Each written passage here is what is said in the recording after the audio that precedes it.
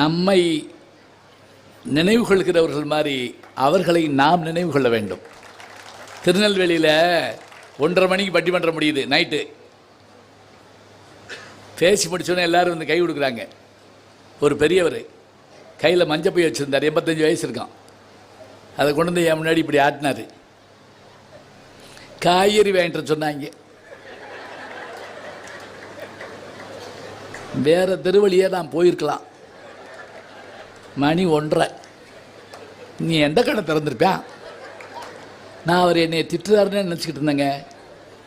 சொல்கிறாரு, காய்கறி நாளைக்கு வாங்கலாமியா, இந்த தமிழ் நாளைக்கு கிடைக்குமா அப்படின்னாரு.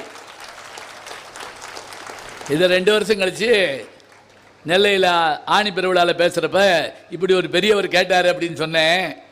உள்ளே இருந்து எந்திரிச்சு அது நான் தான் அப்படின்னாரு.